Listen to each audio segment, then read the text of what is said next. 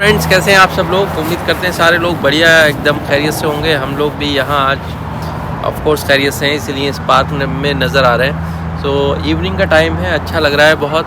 And दिन भर weather बहुत अच्छा था। आज सोचा चलो बच्चों को पार्क भी ले चलते हैं और हम लोग भी थोड़ा सा आप लोगों से बातचीत हो जाएगी, आप लोगों के सवाल जवाब कर लिए जाएंगे। So let's go to the I think new side of the park. हम कभी इस साइड पे नहीं गए। So who will go to the bridge? तो ब्रिज पे चलते हैं। इंटरेस्टिंग, या बी केयरफुल। तो मैं आज तक कितनी बार यहाँ से इस रोड से गुजरता हूँ, मतलब गिनती नहीं हो सकती। और मेरा हमेशा जब भी मैं यहाँ से गुजरता हूँ मेरा इस पर ज़रूर नज़र पड़ती है। कभी कभी बहुत सारे इस पर बैनर लगे रहते हैं या कोई एडवर्टाइजमेंट लगा रहता है। मेरा मन करता था इस पर जाने का। तो फाइनली आज आप लोगों की वजह से हम यहाँ पर जा पा रहे हैं, तो थैंक यू सो मच।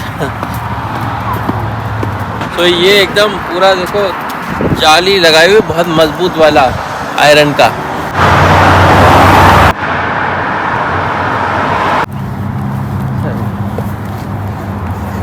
सो भाई फ्रेंड्स, बताइए कि ये स्वेटर जो आज हमने उद्घाटन कर दिया, अमेरिका दर्शन स्पेशल स्वेटर जो इन्होंने हमारे लिए बनाया है श्रीमती जी ने, कैसा लग रहा है आप लोगों को? तो आप लोगों से कहूँगा यार कमेंट करके बताओ कि कैसा लगा। अच्छा लगा होगा, अच्छे कमेंट आएंगे तो फिर मैं इनसे थोड़ा सा और रिक्वेस्ट करूँगा कि भाई कुछ और स्वेटर हमारे लिए ख़रीद के इसी तरह की कुछ अच्छी डिज़ाइनिंग कर दें हमारी ब्लॉगिंग के लिए। सो इस टाइप के स्वेटर पहन के फिर आया करेंगे आप लोगों के सामने। सो चलिए इसी के साथ शुरू करते हैं हम आज का अपना सेशन, क्वेश्चन आंसर सेशन। क्योंकि पिछले जो वीडियोस हैं उस पर इतने सवाल आए हुए हैं कि बाप रे बाप बौछार है सवालों की। तो शुरू कर दें। तो फर्स्ट क्वेश्चन तो हमारे फील्ड से ही है। अच्छा। वो प्रोफेसर हैं एक यूनिवर्सिटी में। उन्होंने ये पूछा है कि भाई ये J1 वीज़ा पर जो जॉब्स निकलती हैं यूनिवर्सिटीज़ में वो कैसे ढूंढी जाती हैं? ओके। सो देखिए इसके जो तरीका है वो ये है कि जैसे हमने किया था। सो साइंटिफिक जॉब का मैं आपको बताता हूँ कि अगर आप प्रोफेसर हैं और साइंस की फील्ड से हैं तो कैसे जॉब ढूंढेंगे। आप यूनिवर्सिटीज़ की साइट्स पर जाइए, वहाँ पर एक तो करियर का ऑप्शन होता है। दूसरा जो साइंटिफिक जर्नल्स आते हैं जैसे कि नेचर है, उन जर्नल्स में जॉब्स के एडवर्टाइजमेंट होते हैं। आप वेबसाइट पर जा सकते हैं जिसमें कि नेचर जॉब्स करके आप सर्च करेंगे तो उसमें बहुत सारी जो भी अच्छी लैब्स होती हैं वो हमेशा अपनी जो भी पोजीशंस होती हैं, पोस्ट डॉक की हो या फिर प्रोफेसर की हो, कुछ भी हो, यूनिवर्सिटी में ऑब्वियसली प्रोफेसर की होती है, तो वो पोस्टिंग वहाँ पर रहती है। तो आप उसके थ्रू जा सकते हैं। वहाँ पर सारे कॉन्टैक्ट डिटेल्स होते हैं, उनमें आप ईमेल करो, फ़ोन करो, जैसा भी आपको करना है, and then you can find the right job for you. So actually हम लोग ये सोच रहे थे कि हम एक इस टॉपिक पर एक अलग से वीडियो बनाते हैं कि हम यहाँ पर जो जॉब का जो निकलता है एडवर्टाइजमेंट यूनिवर्सिटी में, कैसे जॉब का एडवर्टाइजमेंट निकलता है, तो वो हम एक अलग से उसका वीडियो बना के आप लोगों के लिए डालेंगे। हो सकता है कि उसमें जो जॉब हम शो करें आपको हो सकता है उससे आइडिया हो जाए कि किस तरह की जॉब कहाँ मिलेगी, कहाँ लगता है एडवर्टाइजमेंट। सो उससे आपको डेफिनेटली हेल्प होगी। एंड अगर आप पोस्ट डॉक पोजीशन के लिए आना चाहते हैं तो आप प्रोफेसर्स जो होते हैं, साइंटिस्ट जो होते हैं, उनको डायरेक्टली आप लिखिए।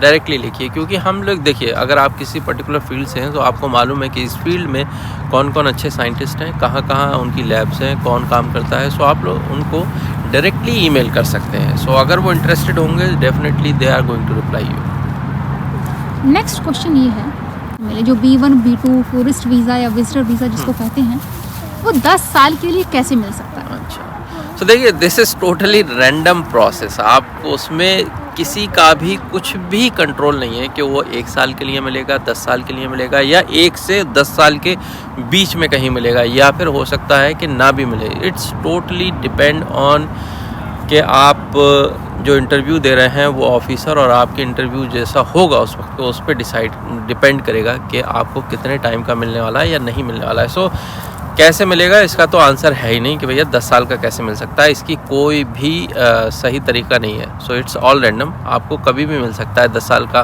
खासकर पेरेंट्स को अक्सर 10 साल का मिलता हुआ देखा है मैंने, लेकिन बहुत ही रेयर केस में मैंने देखा है एक आध के किसी के पेरेंट का जो है डिनाई भी हो गया था। So it's random.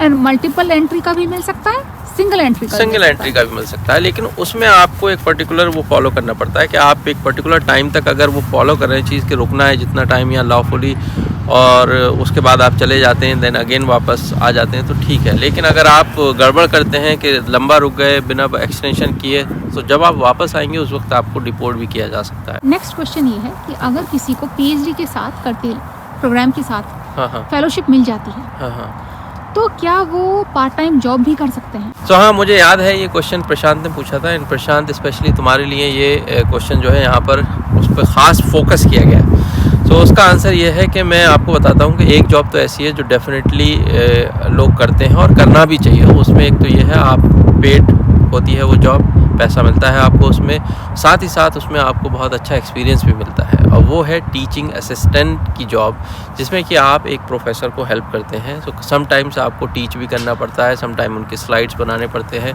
लेकिन ये आपके रेज्यूमे और आपके CV में बहुत कुछ ऐड करता है। सो इन फ्यूचर जब आप कभी प्रोफेसरशिप के लिए अप्लाई करते हैं, सो ये चीज़ आपके बहुत पॉजिटिव काम आती है। सो ये डेफिनेटली आपको पैसा भी देगी और एक्सपीरियंस भी देगी PhD के साथ साथ। दूसरी जो जॉब्स हैं बेसिकली वो यूनिवर्सिटी जो है उसके अपने रूल्स होते हैं हर यूनिवर्सिटी के, तो उनके रूल्स के अंडर आप जॉब कर सकते हैं, लेकिन वो जॉब्स मेनली कैंपस के अंदर होती है, कैफेटेरिया में होगी, लाइब्रेरी में होगी, इस तरह की जो अंदर की जॉब्स होती हैं वो की जा सकती हैं। सो उसमें ये बहुत लोग ऐसा करते हैं अपना एक्स्ट्रा खर्चा निकालने के लिए, क्योंकि जो स्कॉलरशिप अगर मिलती है तो वो सिर्फ ट्यूशन फ़ी कवर कर पाती है, बाकी खर्चा लोग ऐसी तरह से निकालते हैं। लेकिन TA की जो टीचिंग असिस्टेंट की जॉब है वो करनी चाहिए, जब भी अपॉर्चुनिटी मिले करनी चाहिए, उससे आपकी कम्युनिकेशन स्किल्स भी बहुत अच्छी होती है। राइट। सो क्योंकि इनसे बेहतर वो बात कोई नहीं बता सकता, क्योंकि इन्होंने जो यहाँ टीचिंग स्टार्ट किया, जो MS को यहाँ पढ़ाती हैं मास्टर्स के बच्चों को,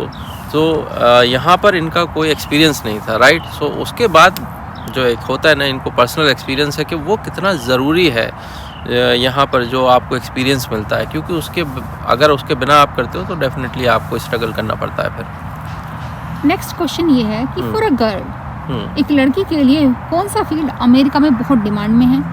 MBBS, BVSC और नर्सिंग?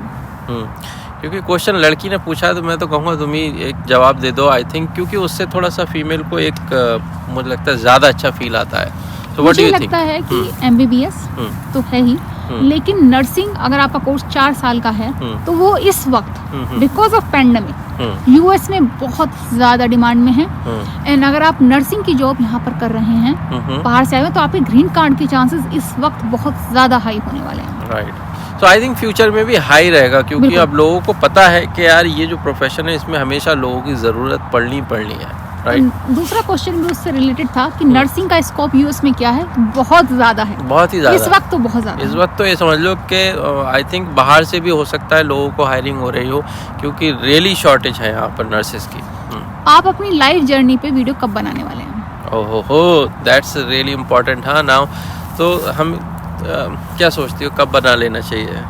आई थिंक जल्दी ही बना लेना चाहिए। एक्चुअली बड़ा बिजी जा रहा है, सो हम उसको थोड़ा सा अच्छे से प्रेजेंट भी करना चाहते हैं आपके सामने, कि हम जो लाइफ में छोटी छोटी बातें होती हैं जो हमने जो बहुत मायने रखती हैं आपकी ज़िंदगी के, जो आज का फ्यूचर जो हम जी रहे हैं, प्रेजेंट है और जो फ्यूचर होगा, सो वो बातें हमसे कहीं मिस ना हो। तो हम चाहते हैं कि हम उस पर पूरा बैठ के अच्छे से सोचें, रिव्यू करें, फ्लैशबैक में जाएं और सोचें कि हाँ कि क्या क्या वो, देखो मेन तो पता ही होता है, लेकिन कुछ उसमें ऐसा ना हो कुछ छोटी बातें जो बहुत इंपॉर्टेंट रही हैं आपके लिए वो छूट जाए, तो वो भी कवर करेंगे। तो लेकिन जल्दी करते हैं।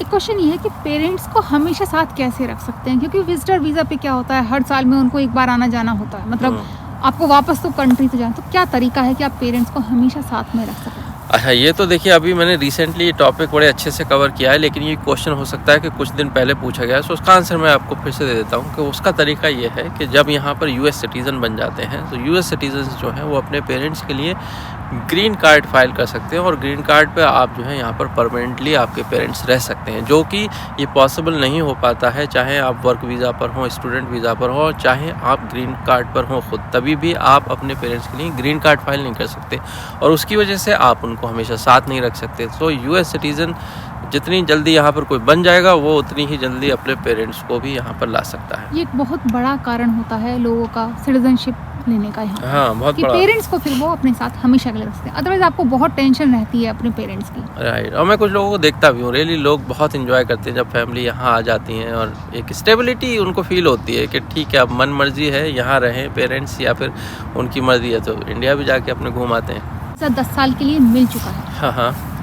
तो कितनी बार आया जा सकता है अमेरिका? तो देखिए उसमें मल्टीपल एंट्रीज़ जो है मेंशन होती हैं कि मल्टीपल एंट्रीज़ मिला है या सिंगल एंट्री मिली है। सो 10 साल का होता है तो ऑब्वियसली मल्टीपल एंट्रीज़ के साथ ही मिलता है, लेकिन उसमें आपको अपना जो स्टे है यूएस के अंदर वो मेंटेन करना पड़ता है कि सपोज़ आपको 6 महीने के बाद जाना चाहिए।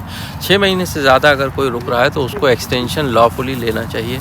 अदरवाइज़ क्या होता है, अगर अनलॉफुली रुके एंड आप चले तो जाएंगे वापस, लेकिन जब आप कभी दोबारा आने का ट्राई करेंगे तो वो आपका रिकॉर्ड में होगा, और रिकॉर्ड में हुआ सो आपको उस वक्त वहाँ पर स्टॉप किया जा सकता है कि नहीं, आपको परमिशन नहीं मिलेगी, क्योंकि आप लास्ट टाइम या पिछले कई बार आपने लॉफुली स्टे नहीं किया था। सो वो ध्यान रखने की ज़रूरत है।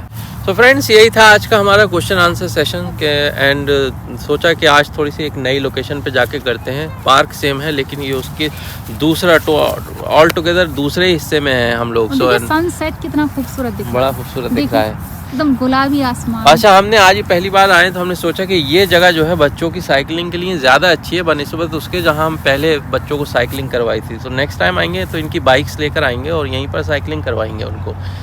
एंड हम तो देखते हैं कि भाई मैंने जो ये बनाई है अमेरिका दर्शन की इनका पुलोवर स्वेटर, उस पर कितने लाइक्स आते हैं, कमेंट्स आते हैं कि नहीं आते हैं। हाँ, अगर अच्छे कमेंट्स आते हैं तो मैं एक और बना दूंगी। ठीक है।